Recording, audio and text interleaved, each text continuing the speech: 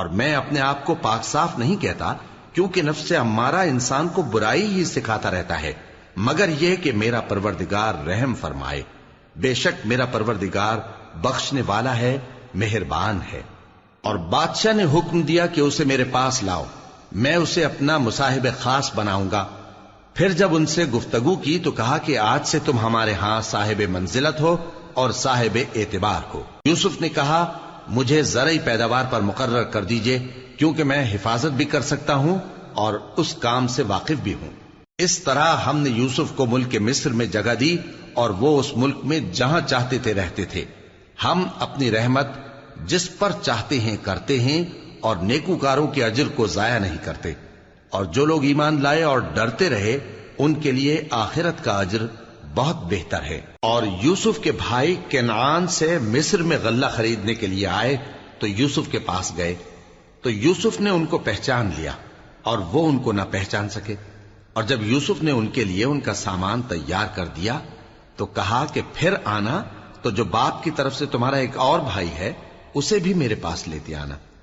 کیا تم نہیں دیکھتے کہ میں ناب بھی پوری پوری دیتا ہوں اور مہمانداری بھی خوب کرتا ہوں؟ اب اگر تم اسے میرے پاس نہ لاؤ گے تو نہ تمہیں میرے ہاں سے غلہ ملے گا اور نہ تم میرے پاس ہی آ سکو گے۔ انہوں نے کہا کہ ہم اس کے بارے میں اس کے والد کو پھسلائیں گے اور ہم یہ کام کر کے رہیں گے۔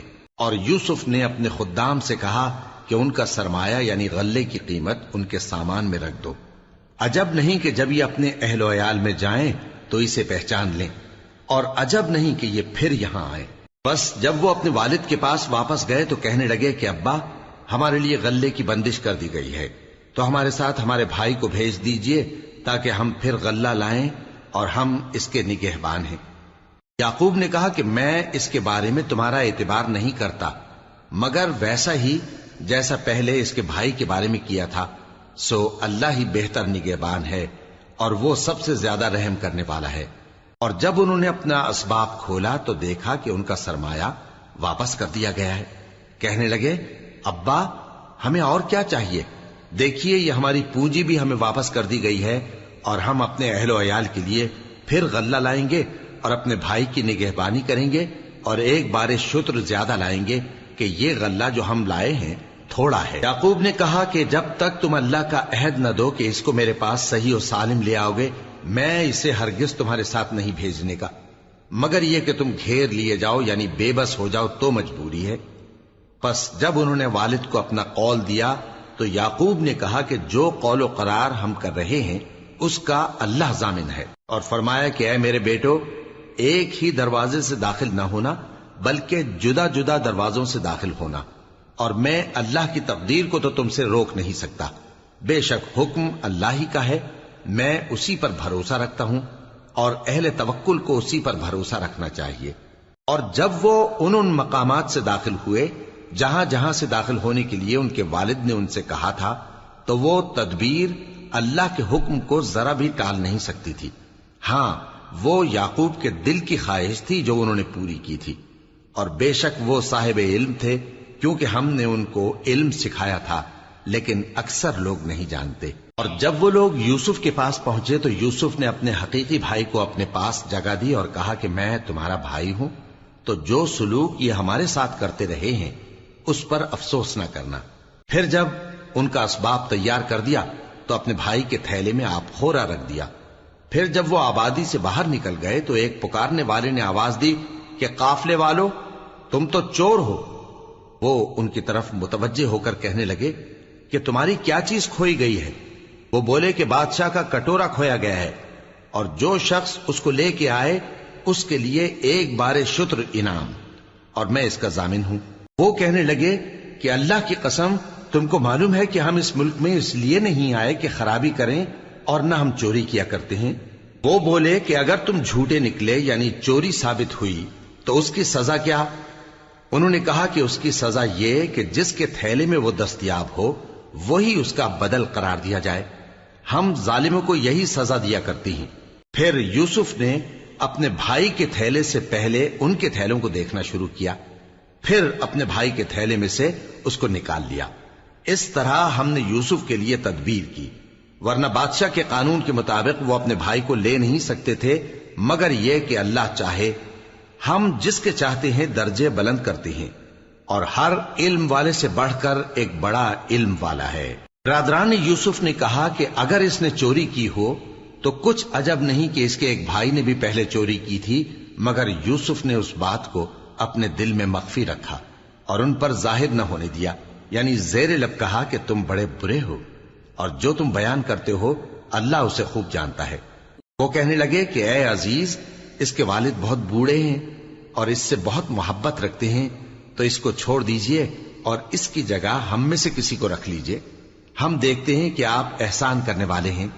یوسف نے کہا کہ اللہ پناہ میں رکھے کہ جس شخص کے پاس ہم نے اپنی چیز پائی ہے اس کے سوا کسی اور کو پکڑ لیں، ایسا کریں تو ہم بڑے بے انصاف ہیں۔ آخر جب وہ اس سے نا امید ہو گئے تو الگ ہو کر صلاح کرنے لگے۔ سب سے بڑے نے کہا، کیا تم نہیں جانتے کہ تمہارے والد نے تم سے اللہ کا عہد لیا ہے اور اس سے پہلے بھی تم یوسف کے بارے میں قصور کر چکے ہو؟ تو جب تک والد صاحب مجھے اجازت نہ دیں میں تو اس جگہ سے ہلنے کا نہیں، یا اللہ میرے لیے کوئی فیصلہ کرے، اور وہ سب سے بہتر فیصلہ کرنے والا ہے۔ تم سب والد صاحب کے پاس واپس جاؤ اور کہو کہ ابا، آپ کے صاحبزادے نے وہاں جا کر چوری کی، اور ہم نے تو اپنی دانست کے مطابق آپ سے اس کے لے آنے کا عہد کیا تھا، مگر ہم غیب کی باتوں کے جاننے اور یاد رکھنے والے تو نہیں تھے، اور جس بستی میں ہم ٹھہرے تھے وہاں سے، یعنی اہل مصر سے، اور جس قافلے میں آئے ہیں اس سے دریافت کر لیجئے، اور ہم اس بیان میں بالکل سچے ہیں۔ جب انہوں نے یہ بات یعقوب سے آ کر کہی تو انہوں نے کہا کہ حقیقت یوں نہیں ہے، بلکہ یہ بات تم نے اپنے دل سے بنا لی ہے، تو صبر ہی بہتر ہے۔ عجب نہیں کہ اللہ ان سب کو میرے پاس لے آئے، بے شک وہ علم والا ہے، حکمت والا ہے۔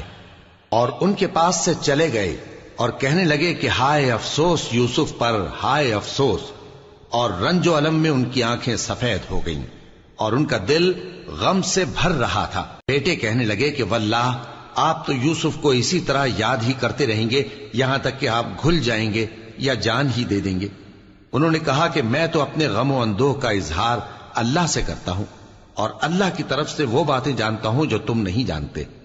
اے بیٹو، یوں کرو کہ ایک دفعہ پھر جاؤ اور یوسف اور اس کے بھائی کو تلاش کرو، اور اللہ کی رحمت سے نا امید نہ ہونا کہ اللہ کی رحمت سے تو کافر لوگ ہی نا امید ہوا کرتے ہیں۔ پھر جب وہ یوسف کے پاس گئے تو کہنے لگے کہ اے عزیز، ہمیں اور ہمارے اہل و عیال کو بڑی تکلیف ہو رہی ہے، اور ہم یہ تھوڑا سا سرمایہ لائے ہیں، آپ ہمیں اس کے عوض پورا غلہ دے دیجئے اور ہم پر خیرات کیجئے کہ اللہ خیرات کرنے والوں کو ثواب دیتا ہے۔ یوسف نے کہا، تمہیں معلوم ہے کہ جب تم نادانی میں پھنسے ہوئے تھے تو تم نے یوسف اور اس کے بھائی کے ساتھ کیا کیا تھا؟ وہ بولے، کیا واقعی تم ہی یوسف ہو؟ انہوں نے کہا، ہاں میں یوسف ہوں، اور بن یامین کی طرف اشارہ کر کے کہنے لگے، یہ میرا بھائی ہے، اللہ نے ہم پر بڑا احسان کیا ہے۔ جو شخص اللہ سے ڈرتا اور صبر کرتا ہے تو اللہ نیکوکاروں کا اجر ضائع نہیں کرتا۔ وہ بولے، اللہ کی قسم، اللہ نے تم کو ہم پر فضیلت بخشی ہے اور بے شک ہم خطاکار تھے۔ یوسف نے کہا کہ آج کے دن تم پر کوئی ملامت نہیں، اللہ تم کو معاف کرے، اور وہ سب سے بڑھ کر رحم کرنے والا ہے۔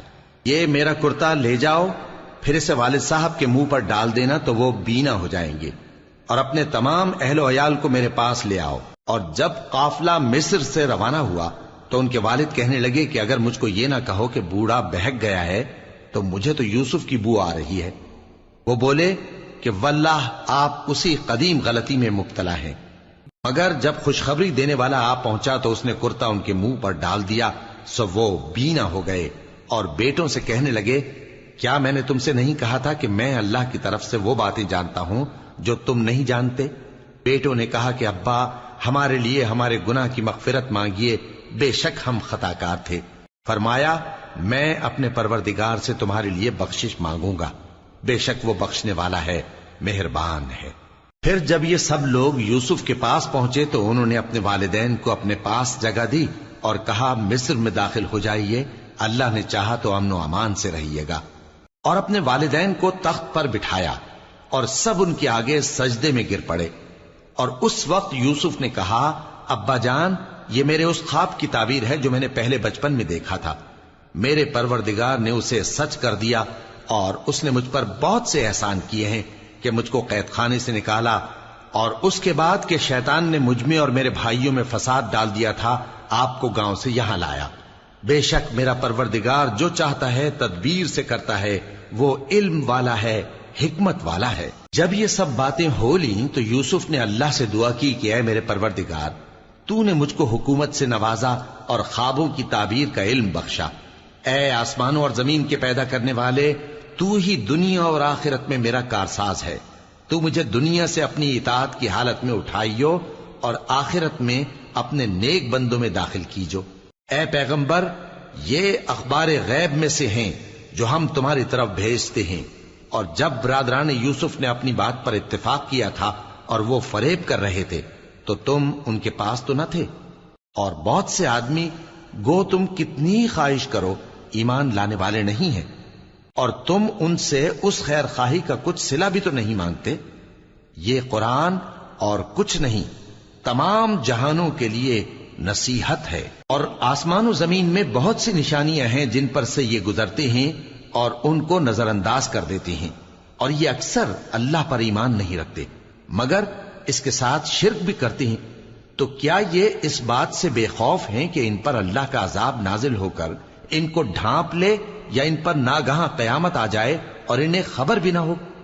کہہ دو میرا رستہ تو یہ ہے، میں اللہ کی طرف بلاتا ہوں سمجھ بوجھ کر، میں بھی لوگوں کو اللہ کی طرف بلاتا ہوں اور میرے پیراؤ بھی، اور اللہ پاک ہے اور میں شرک کرنے والوں میں سے نہیں ہوں۔ اور ہم نے تم سے پہلے بستیوں کے رہنے والوں میں سے مرد ہی بھیجے تھے جن کی طرف ہم وہی بھیجتے تھے۔ کیا ان لوگوں نے ملک میں سیر و سیاحت نہیں کی کہ دیکھ لیتے کہ جو لوگ ان سے پہلے تھے ان کا انجام کیا ہوا؟ اور متقیوں کے لیے آخرت کا گھر بہت اچھا ہے، کیا تم سمجھتے نہیں؟ یہاں تک کہ جب پیغمبر نا امید ہو گئے اور انہوں نے خیال کیا کہ اپنی نصرت کے بارے میں جو بات انہوں نے کہی تھی اس میں وہ سچے نہ نکلے، تو ان کے پاس ہماری مدد آ پہنچی، پھر جسے ہم نے چاہا بچا دیا، اور ہمارا عذاب اتر کر گناہگار لوگوں سے پھیرا نہیں کرتا۔ ان کے قصے میں عقل مندوں کے لیے عبرت ہے۔ یہ قرآن ایسی بات نہیں ہے جو اپنے دل سے بنائی گئی ہو، بلکہ جو کتابیں اس سے پہلے نازل ہوئی ہیں ان کی تصدیق کرنے والا ہے، اور ہر چیز کی تفصیل کرنے والا، اور مومنوں کے لیے ہدایت اور رحمت ہے۔ شروع اللہ کا نام لے کر جو بڑا مہربان نہایت رحم والا ہے۔ الف لام میم را۔ اے نبی، یہ کتاب الہی کی آیتیں ہیں، اور جو کچھ تمہارے پروردگار کی طرف سے تم پر نازل ہوا ہے حق ہے، لیکن اکثر لوگ ایمان نہیں لاتے۔ اللہ وہی تو ہے جس نے ستونوں کے بغیر آسمان جیسا کہ تم دیکھتے ہو اتنے اونچے بنائے، پھر عرش پر جلوہ افروز ہوا اور سورج اور چاند کو کام میں لگا دیا، ہر ایک میعاد معین تک گردش کر رہا ہے۔ وہی دنیا کے کاموں کا انتظام کرتا ہے، اس طرح وہ اپنی آیتیں کھول کھول کر بیان کرتا ہے کہ تم اپنے پروردگار کے روبرو جانے کا یقین کرو۔ اور وہی ہے جس نے زمین کو پھیلایا اور اس میں پہاڑ اور دریا پیدا کیے اور ہر طرح کے میووں کی دو دو قسمیں بنائیں۔ وہی رات کو دن کا لباس پہناتا ہے، غور کرنے والوں کے لیے اس میں بہت سی نشانیاں ہیں۔ اور زمین میں کئی طرح کے قطعات ہیں ایک دوسرے سے ملے ہوئے، اور انگور کے باغ اور کھیتی اور کھجور کے درخت، بعض کی بہت سی شاخیں ہیں اور بعض کی اتنی نہیں ہوتی، باوجود کہ پانی سب کو ایک ہی ملتا ہے۔ اور ہم بعض میووں کو بعض پر لذت میں فضیلت دیتی ہیں، اور اس میں سمجھنے والوں کے لیے بہت سی نشانیاں ہیں۔ اگر تم عجیب بات سننی چاہو تو کافروں کا یہ کہنا عجیب ہے کہ جب ہم مر کر مٹی ہو جائیں گے تو کیا از سر نو پیدا ہوں گے؟ یہی لوگ ہیں جو اپنے پروردگار سے منکر ہوئے ہیں، اور یہی ہیں جن کی گردنوں میں طوق ہوں گے، اور یہی اہل دوزخ ہیں کہ ہمیشہ اس میں جلتے رہیں گے۔ اور یہ لوگ بھلائی سے پہلے تم سے برائی جلدی سے مانگتے ہیں، یعنی طالب عذاب ہیں، حالانکہ ان سے پہلے عذاب واقع ہو چکے ہیں۔ اور تمہارا پروردگار لوگوں کو باوجود ان کی بے انصافیوں کے معاف کرنے والا ہے، اور بے شک تمہارا پروردگار سخت عذاب دینے والا ہے۔ اور کافر لوگ کہتے ہیں کہ اس پیغمبر پر اس کے پروردگار کی طرف سے کوئی نشانی کیوں نازل نہیں ہوئی؟ اے نبی، تم تو صرف خبردار کرنے والے ہو، اور ہر ایک قوم کے لیے رہنما ہوا کرتا ہے۔ اللہ ہی اس بچے سے واقف ہے جو عورت کے پیٹ میں ہوتا ہے، اور وہی پیٹ کے سکڑنے اور بڑھنے سے بھی واقف ہے، اور ہر چیز کا اس کے ہاں ایک اندازہ مقرر ہے۔ وہ چھپی اور ظاہر چیزوں کا جاننے والا ہے، سب سے بزرگ ہے، عالی رتبہ ہے۔ کوئی تم میں سے چپکے سے بات کہے یا پکار کر، یا رات کو کہیں چھپ جائے یا دن کی روشنی میں کھلم کھلا چلے پھرے، اللہ کے نزدیک برابر ہے۔ اس کے آگے اور پیچھے اللہ کے چوکیدار ہیں جو اللہ کے حکم سے اس کی نگرانی کرتے ہیں۔ اللہ اس نعمت کو جو کسی قوم کو حاصل ہے نہیں بدلتا جب تک کہ وہ اپنی حالت کو نہ بدلے، اور جب اللہ کسی قوم کے ساتھ برائی کا ارادہ کرتا ہے تو وہ پھر نہیں سکتی، اور اللہ کے سوا ان کا کوئی مددگار نہیں ہوتا۔ وہی تو ہے جو تم کو ڈرانے اور امید دلانے کے لیے بجلی دکھاتا اور بھاری بھاری بادل پیدا کرتا ہے، اور رعد اور فرشتے سب اس کے خوف سے اس کی تسبیح و تحمید کرتے رہتے ہیں۔ اور وہی بجلیاں بھیجتا ہے، پھر جس پر چاہتا ہے گرا بھی دیتا ہے، جبکہ وہ اللہ کے بارے میں جھگڑتے ہیں، اور وہ بڑی قوت والا ہے۔ کام کا پکارنا تو اسی کا ہے، اور جن کو یہ لوگ اس کے سوا پکارتے ہیں وہ ان کی پکار کو کسی طرح قبول نہیں کرتے، مگر اس شخص کی طرح جو اپنے دونوں ہاتھ پانی کی طرف پھیلا دے تاکہ دور ہی سے اس کے منہ تک آ پہنچے، حالانکہ وہ اس تک کبھی بھی نہیں آ سکتا۔ اور اسی طرح کافروں کی پکار بیکار ہے۔ اور جتنی مخلوقات آسمانوں اور زمین میں ہے، خوشی سے یا ناخوشی سے اللہ کے آگے سجدہ کرتی ہے، اور ان کے سائے بھی صبح و شام سجدے کرتے ہیں۔ ان سے پوچھو کہ آسمانوں اور زمین کا پروردگار کون ہے؟ تم ہی کہہ دو کہ اللہ۔ ان سے کہو کہ کیا تم نے اللہ کو چھوڑ کر ایسے لوگوں کو کارساز بنایا ہے جو خود اپنے نفع و نقصان کا بھی اختیار نہیں رکھتے؟ کہو کیا اندھا اور آنکھوں والا برابر ہیں، یا اندھیرا اور اجالا برابر ہو سکتا ہے؟ بھلا ان لوگوں نے جن کو اللہ کا شریک مقرر کیا ہے، کیا انہوں نے اللہ کسی مخلوقات پیدا کی ہے جس کے سبب ان کے لیے مخلوقات مشتبہ ہو گئی ہے؟ کہہ دو کہ اللہ ہی ہر چیز کا پیدا کرنے والا ہے، اور وہ یکتا ہے، بڑا زبردست ہے۔ اسی نے آسمان سے مے برسایا، پھر اس سے اپنے اپنے اندازے کے مطابق نالے بہ نکلے، پھر پانی پر پھولا ہوا جھاگ آ گیا۔ اور جس چیز کو زیور یا کوئی اور سامان بنانے کے لیے آگ میں تپاتے ہیں اس میں بھی ایسا ہی جھاگ ہوتا ہے۔ اس طرح اللہ حق و باطل کی مثال بیان فرماتا ہے۔ سو جھاگ تو سوکھ کر زائل ہو جاتا ہے، اور پانی جو لوگوں کو فائدہ پہنچاتا ہے وہ زمین میں ٹھہرا رہتا ہے۔ اس طرح اللہ صحیح اور غلط کی مثالیں بیان فرماتا ہے تاکہ تم سمجھو۔ جن لوگوں نے اللہ کے حکم کو قبول کیا ان کی حالت بہت بہتر ہوگی، اور جنہوں نے اس کو قبول نہ کیا، اگر روئے زمین کے سب خزانے ان کے اختیار میں ہوں تو وہ سب کے سب اور ان کے ساتھ اتنے ہی اور نجات کے بدلے میں صرف کر ڈالیں، مگر نجات کہاں؟ ایسے لوگوں کا حساب بھی برا ہوگا، اور ان کا ٹھکانہ بھی دوزخ ہے، اور وہ بری جگہ ہے۔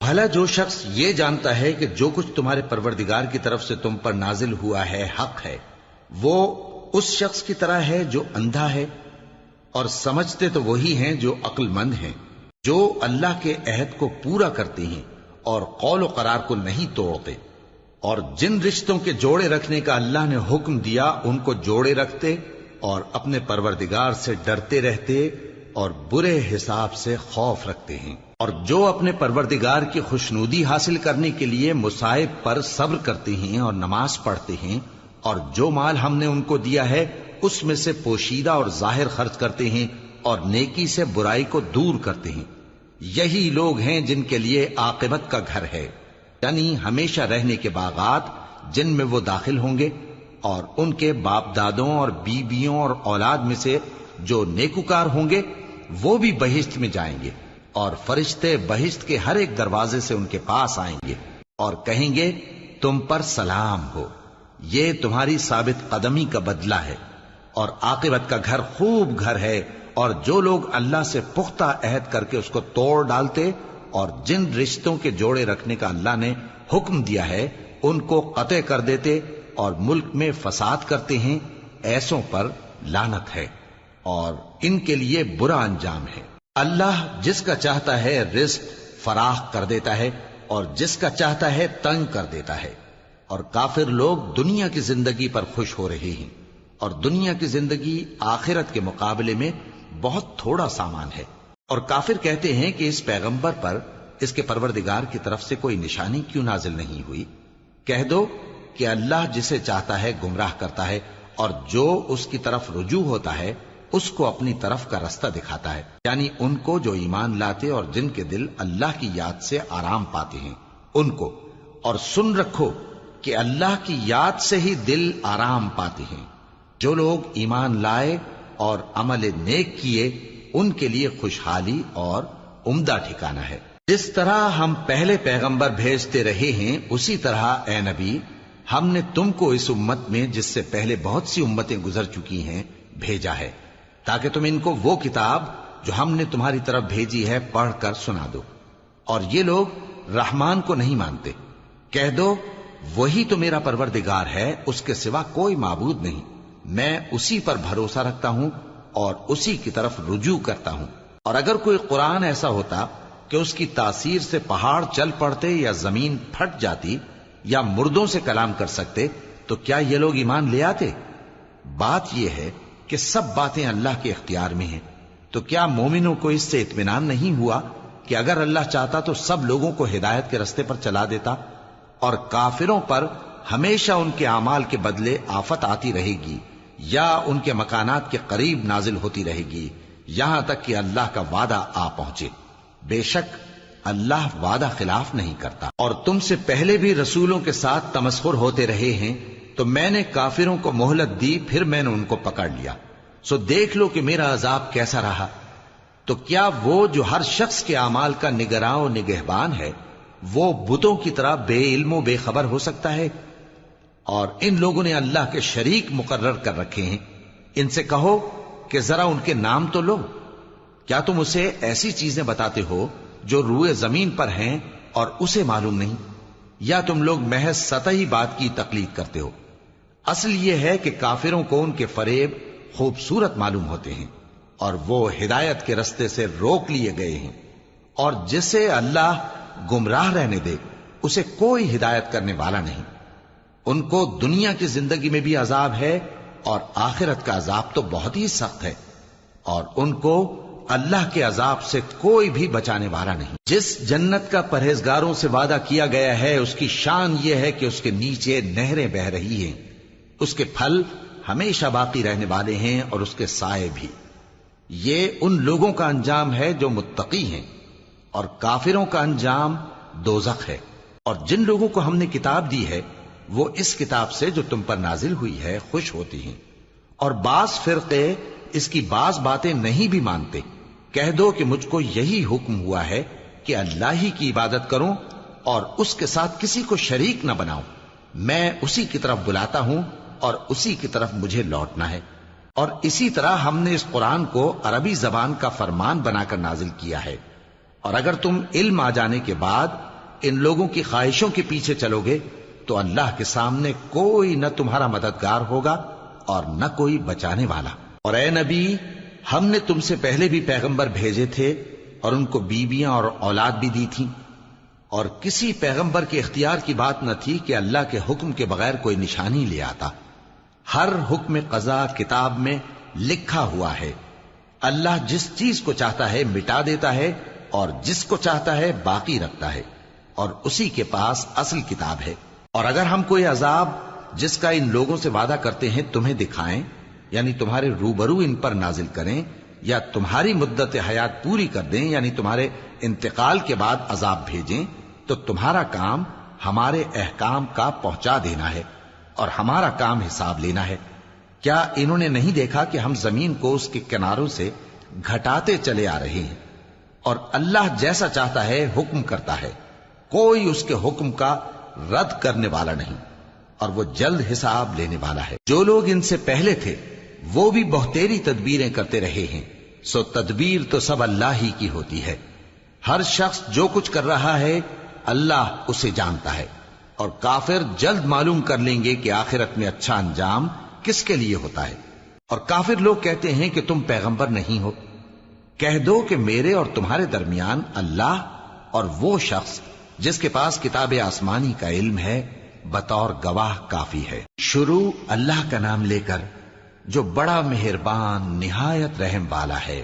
الف لام را، یہ ایک پر نور کتاب ہے، اس کو ہم نے تم پر اس لیے نازل کیا ہے کہ تم لوگوں کو اندھیروں سے نکال کر روشنی کی طرف لے جاؤ، یعنی ان کے پروردگار کے حکم سے عزت والے خوبیوں والے مالک کے راستے کی طرف، یعنی اس اللہ کے راستے کی طرف کہ جو کچھ آسمانوں اور زمین میں ہے سب اسی کا ہے، اور ان کافروں کے لیے عذاب شدید کی وجہ سے تباہی اور بربادی مقدر ہے، جو آخرت کے مقابلے میں دنیاوی زندگی کو پسند کرتے اور لوگوں کو اللہ کے راستے سے روکتے اور اس میں کجی چاہتے ہیں۔ یہ لوگ بڑے دور کی گمراہی میں ہیں، اور ہم نے کوئی پیغمبر نہیں بھیجا مگر وہ اپنی قوم کی زبان بولتا تھا تاکہ انہیں احکام الہی کھول کھول کر بتا دے۔ پھر اللہ جسے چاہتا ہے گمراہ رہنے دیتا ہے اور جسے چاہتا ہے ہدایت دیتا ہے، اور وہ غالب ہے، حکمت والا ہے۔ اور ہم نے موسیٰ کو اپنی نشانیاں دے کر بھیجا کہ اپنی قوم کو تاریکیوں سے نکال کر روشنی میں لے جاؤ اور ان کو اللہ کے دن یاد دلاؤ، اور اس میں ان لوگوں کے لیے جو صابر و شاکر ہیں نشانیاں ہیں۔ اور جب موسیٰ نے اپنی قوم سے کہا کہ اللہ نے جو تم پر مہربانیاں کی ہیں ان کو یاد کرو، جبکہ اس نے تم کو فرعون کی قوم سے رہائی بخشی، وہ لوگ تمہیں برے برے عذاب دیتے تھے اور تمہارے بیٹوں کو مار ڈالتے تھے اور تمہاری لڑکیوں کو زندہ رہنے دیتے تھے، اور اس میں تمہارے پروردگار کی طرف سے بڑی آزمائش تھی۔ اور جب تمہارے پروردگار نے تم کو آگاہ کیا کہ اگر شکر کرو گے تو میں تمہیں زیادہ دوں گا، اور اگر ناشکری کرو گے تو یاد رکھو کہ میرا عذاب بھی سخت ہے۔ اور موسیٰ نے صاف صاف کہہ دیا کہ اگر تم اور جتنے اور لوگ زمین میں ہیں سب کے سب ناشکری کرو تو بھی اللہ بے نیاز ہے، قابل تعریف ہے۔ بھلا تم کو ان لوگوں کے حالات کی خبر نہیں پہنچی جو تم سے پہلے تھے، یعنی نوح اور عاد اور سمود کی قوم اور جو ان کے بعد تھے، جن کا علم اللہ کے سوا کسی کو نہیں۔ جب ان کے پاس ان کے پیغمبر نشانیاں لے کر آئے تو انہوں نے اپنے ہاتھ ان کے منہوں پر رکھ دیے کہ خاموش رہو، اور کہنے لگے کہ ہم تو تمہاری رسالت کو تسلیم نہیں کرتے، اور جس چیز کی طرف تم ہمیں بلاتے ہو ہم کو اس میں بھاری شک ہے۔ ان کے پیغمبروں نے کہا، کیا تم کو اللہ کے بارے میں شک ہے جو آسمانوں اور زمین کا پیدا کرنے والا ہے؟ وہ تمہیں اس لیے بلاتا ہے کہ تمہارے گناہ بخشے اور ایک مدت مقرر تک تم کو مہلت دے۔ وہ بولے کہ تم تو ہمارے ہی جیسے آدمی ہو، تمہارا یہ منشا ہے کہ جن چیزوں کو ہمارے بڑے پوجتے رہے ہیں ان کے پوجنے سے تم ہمیں روک دو، تو اچھا کوئی کھلی دلیل لاؤ، یعنی معجزہ دکھاؤ۔ پیغمبروں نے ان سے کہا کہ ہاں ہم تمہارے ہی جیسے آدمی ہیں، لیکن اللہ اپنے بندوں میں سے جس پر چاہتا ہے نبوت کا احسان کرتا ہے، اور ہمارے اختیار کی بات نہیں کہ ہم اللہ کے حکم کے بغیر تم کو تمہاری فرمائش کے مطابق معجزہ دکھائیں، اور اللہ ہی پر مومنوں کو تو بھروسہ رکھنا چاہیے۔ اور ہم کیوں اللہ پر بھروسہ نہ رکھیں حالانکہ اس نے ہم کو ہمارے دین کے سیدھے رستے بتائے ہیں، اور جو تکلیفیں تم ہم کو دیتے ہو اس پر ہم صبر کریں گے، اور اہل توکل کو تو اللہ ہی پر بھروسہ رکھنا چاہیے۔ اور جو کافر تھے انہوں نے اپنے پیغمبروں سے کہا کہ یا تو ہم تم کو اپنے ملک سے باہر نکال دیں گے یا تم ہمارے مذہب میں واپس آ جاؤ۔ بس ان کے پروردگار نے ان کی طرف وحی بھیجی کہ ہم ظالموں کو ہلاک کر دیں گے اور ان کے بعد تم کو اس زمین میں آباد کر دیں گے۔ یہ اس شخص کے لیے ہے جو قیامت کے روز میرے سامنے کھڑے ہونے سے ڈرے اور میرے عذاب سے خوف کرے۔ اور پیغمبروں نے اللہ سے فتح چاہی اور ہر سرکش ضدی نامراد رہ گیا۔ اس کے پیچھے دوزخ ہے اور اسے پیپ والا پانی پلایا جائے گا، وہ اس کو گھونٹ گھونٹ کر کے پیے گا اور گلے سے نہیں اتار سکے گا، اور ہر طرف سے اسے موت آ رہی ہوگی مگر وہ مرنے میں نہیں آئے گا، اور اس کے بعد سخت عذاب ہوگا۔ جن لوگوں نے اپنے پروردگار سے کفر کیا ان کے اعمال کی مثال راکھ کی سی ہے کہ آندھی کے دن اس پر زور کی ہوا چلے جو اسے اڑا لے جائے۔ اسی طرح جو کام وہ کرتے رہے ان پر ان کو کچھ قابو نہ ہوگا۔ یہی تو پرلے سرے کی گمراہی ہے۔ کیا تم نے نہیں دیکھا کہ اللہ نے آسمانوں اور زمین کو تدبیر سے پیدا کیا ہے؟ اگر وہ چاہے تو تم کو نابود کر دے اور تمہاری جگہ نئی مخلوق پیدا کر دے، اور یہ اللہ کو کچھ بھی مشکل نہیں۔ اور قیامت کے دن سب لوگ اللہ کے سامنے کھڑے ہوں گے تو غریب پیروکار بڑے بن بیٹھنے والوں سے کہیں گے کہ ہم تو تمہارے پیرو تھے، کیا تم اللہ کا کچھ عذاب ہم پر سے دفع کر سکتے ہو؟ وہ کہیں گے کہ اگر اللہ ہم کو ہدایت کرتا تو ہم تم کو ہدایت کرتے۔ اب ہم گھبراہٹ ظاہر کریں یا صبر کریں ہمارے حق میں برابر ہے، کوئی جگہ رہائی کی ہمارے لیے نہیں ہے۔ اور جب حساب کتاب کا کام فیصل ہو چکے گا تو شیطان کہے گا جو وعدہ اللہ نے تم سے کیا تھا وہ تو سچا تھا، اور جو وعدہ میں نے تم سے کیا تھا وہ جھوٹا تھا، اور میرا تم پر کسی طرح کا زور نہیں تھا۔ ہاں، میں نے تم کو گمراہی اور باطل کی طرف بلایا تو تم نے جلدی سے اور بے دلیل میرا کہنا مان لیا۔ تو آج مجھے ملامت نہ کرو، اپنے آپ ہی کو ملامت کرو۔ نہ میں تمہاری فریاد رسی کر سکتا ہوں اور نہ تم میری فریاد رسی کر سکتے ہو۔ میں اس بات سے انکار کرتا ہوں کہ تم پہلے مجھے شریک بناتے تھے۔ بے شک جو ظالم ہیں ان کے لیے درد دینے والا عذاب ہے۔ اور جو ایمان لائے اور عمل نیک کرتے رہے وہ بہشتوں میں داخل کیے جائیں گے جن کے نیچے نہریں بہ رہی ہیں۔ اپنے پروردگار کے حکم سے وہ ہمیشہ ان میں رہیں گے، وہاں وہ ہر ملاقات پر ایک دوسرے کو سلام کہیں گے۔ کیا تم نے نہیں دیکھا کہ اللہ نے کلمہ طیبہ کی کیسی مثال بیان فرمائی ہے؟ وہ ایسی ہے جیسے پاکیزہ درخت جس کی جڑ مضبوط ہو اور شاخیں آسمان میں پھیلی ہوں۔ وہ اپنے پروردگار کے حکم سے ہر موقع پر پھل لاتا ہو، اور اللہ لوگوں کے لیے مثالیں بیان فرماتا ہے تاکہ وہ نصیحت حاصل کریں۔ اور ناپاک بات یعنی غلط عقیدے کی مثال ناپاک درخت کی سی ہے کہ وہ زمین کے اوپر ہی سے اکھیڑ کر پھینک دیا جائے، اس کو ذرا بھی قرار و ثبات نہیں۔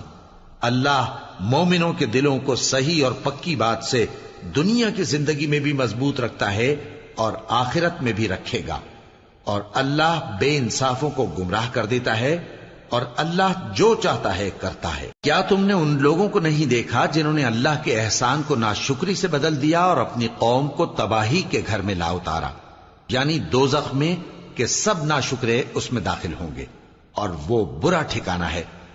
اور ان لوگوں نے اللہ کے شریک مقرر کیے کہ لوگوں کو اس کے رستے سے گمراہ کریں۔ کہہ دو کہ چند روز فائدے اٹھا لو، آخر کار تم کو دوزخ کی طرف لوٹ کر جانا ہے۔ اے پیغمبر، میرے مومن بندوں سے کہہ دو کہ نماز پڑھا کریں، اور اس دن کے آنے سے پیشتر جس میں نہ اعمال کا سودا ہوگا اور نہ دوستی کام آئے گی، ہمارے دیے ہوئے مال میں سے پوشیدہ اور علانیہ خرچ کرتے رہیں۔ اللہ ہی تو ہے جس نے آسمانوں اور زمین کو پیدا کیا اور آسمان سے مے برسایا، پھر اس سے تمہارے کھانے کے لیے پھل پیدا کیے اور کشتیوں اور جہازوں کو تمہارے زیر فرمان کیا تاکہ وہ سمندر میں اس کے حکم سے چلیں، اور نہروں کو بھی تمہارے زیر فرمان کیا، اور سورج اور چاند کو تمہارے لیے کام میں لگا دیا کہ دونوں دن رات ایک ڈگر پر چل رہے ہیں، اور رات اور دن کو بھی تمہاری خاطر کام میں لگا دیا، اور جو کچھ تم نے مانگا سب میں سے تم کو عنایت کیا۔ اور اگر اللہ کے احسان گننے لگو تو شمار نہ کر سکو، مگر لوگ نعمتوں کا شکر نہیں کرتے۔ کچھ شک نہیں کہ انسان بڑا بے انصاف ہے، ناشکرا ہے۔ اور جب ابراہیم نے دعا کی کہ اے میرے پروردگار، اس شہر کو لوگوں کے لیے امن کی جگہ بنا دے، اور مجھے اور میری اولاد کو اس بات سے کہ بتوں کی پرستش کرنے لگیں بچائے رکھیو۔ اے پروردگار، انہوں نے بہت سے لوگوں کو گمراہ کیا ہے، سو جس شخص نے میرا کہا مانا وہ میرا ہے، اور جس نے میری نافرمانی کی تو تو بخشنے والا ہے، مہربان ہے۔ اے پروردگار، میں نے اپنی اولاد ایک وادی میں جہاں کھیتی نہیں، تیرے عزت و ادب والے گھر کے پاس لا بسائی ہے۔ اے پروردگار، تاکہ یہ نماز پڑھیں، سو تو لوگوں کے دلوں کو ایسا کر دے کہ ان کی طرف جھکے رہیں، اور ان کو میووں سے روزی دیتے رہنا تاکہ تیرا شکر کریں۔ اے پروردگار، جو بات ہم چھپاتے اور جو ظاہر کرتے ہیں تو سب جانتا ہے، اور اللہ سے کوئی چیز مخفی نہیں، نہ زمین میں نہ آسمان میں۔ اللہ کا شکر ہے جس نے مجھ کو بڑی عمر میں اسماعیل اور اسحاق بخشے، بے شک میرا پروردگار دعا سننے والا ہے۔ اے پروردگار، مجھ کو ایسی توفیق عنایت کر کہ نماز پڑھتا رہوں، اور میری اولاد کو بھی یہ توفیق بخش۔ اے پروردگار، میری دعا قبول فرما۔ اے پروردگار، حساب کتاب کے دن میری اور میرے ماں باپ کی اور مومنوں کی مغفرت کیجو۔ اور مومنوں، یہ نہ سمجھنا کہ یہ ظالم جو کام کر رہے ہیں اللہ ان سے بے خبر ہے۔ وہ ان کو اس دن تک مہلت دے رہا ہے جبکہ دہشت کے سبب آنکھیں پھٹی کی پھٹی رہ جائیں گی اور لوگ سر اٹھائے ہوئے میدان قیامت کی طرف دوڑ رہے ہوں گے۔ ان کی نگاہیں خود اپنی طرف لوٹ نہ سکیں گی اور ان کے دل مارے خوف کے ہوا ہو رہے ہوں گے۔ اور لوگوں کو اس دن سے آگاہ کر دو جب ان پر عذاب آ جائے گا۔ تب ظالم لوگ کہیں گے کہ اے ہمارے پروردگار، ہمیں تھوڑی سی مہلت عطا کر تاکہ ہم تیری دعوت توحید قبول کریں اور تیرے پیغمبروں کے پیچھے چلیں۔ تو جواب ملے گا، کیا تم پہلے قسمیں نہیں کھایا کرتے تھے کہ تم کو اس حال سے جس میں تم ہو زوال نہیں ہوگا؟ اور جو لوگ اپنے آپ پر ظلم کرتے تھے تم ان کے مکانوں میں رہتے تھے، اور تم پر ظاہر ہو چکا تھا کہ ہم نے ان لوگوں کے ساتھ کس طرح کا معاملہ کیا تھا، اور تمہارے سمجھانے کے لیے مثالیں بیان کر دی تھیں۔ اور انہوں نے بڑی بڑی تدبیریں کی، اور ان کی سب تدبیریں اللہ کے ہاں لکھی ہوئی ہیں۔ گو وہ تدبیریں ایسی غضب کی تھیں کہ ان سے پہاڑ بھی ٹل جائیں۔ تو ایسا خیال نہ کرنا کہ اللہ نے جو اپنے پیغمبروں سے وعدہ کیا ہے وہ اس کے خلاف کرے گا۔ بے شک اللہ زبردست ہے، بدلہ لینے والا ہے۔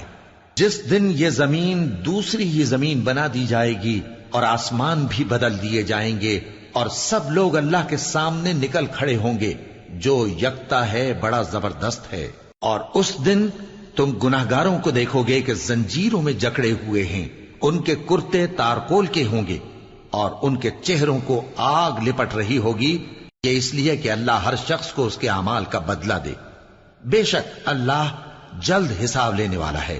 یہ قرآن لوگوں کے نام اللہ کا پیغام ہے تاکہ ان کو اس سے ڈرایا جائے اور تاکہ وہ جان لیں کہ وہی اکیلا معبود ہے، اور تاکہ اہل عقل نصیحت حاصل کریں۔